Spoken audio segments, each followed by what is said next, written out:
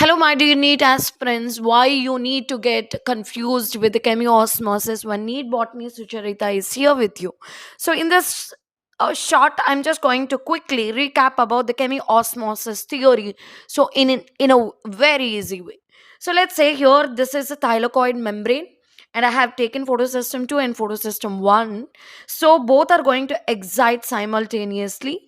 So the chlorophyll A present in the reaction center of the photosystem 2 is going to excite and extrude electrons after absorption of the 680 nanometers. So, and then on excitation it becomes a strong oxidant, and this involves in the splitting of water molecule, which occurs with the help of oxygen evolving complex.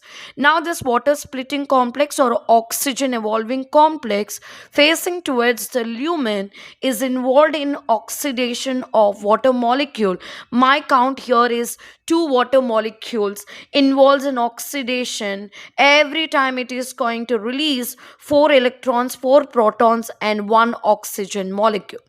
Now every electron is going to be picked by PS2 and transferred to the PS1. I'm talking about out of 4 electron. On transferring of each electron from PS2 to PS1, yes, the plastoquinone is going to pick two protons from the matrix S, which is also called as stroma, and then it is going to be pumped into the lumen, which is nothing but pumping of the protons from matrix into the lumen is not about passive transportation, not facilitated diffusion. It is all about active transportation. My dear, you are able to understand, hopefully. So, transportation. Yes, now just check it out.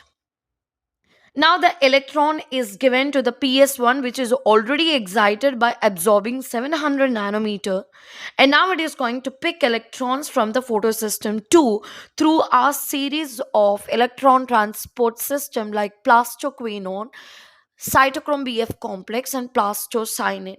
So here, to make it simple, I have taken only the hydrogen carrier here. Now the electron is given to the photosystem 1.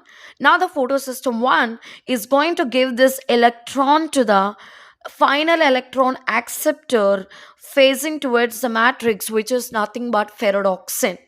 Now the ferredoxin is going to give the electron, yes, it's going to give the electron to the NADP plus. Can you just see?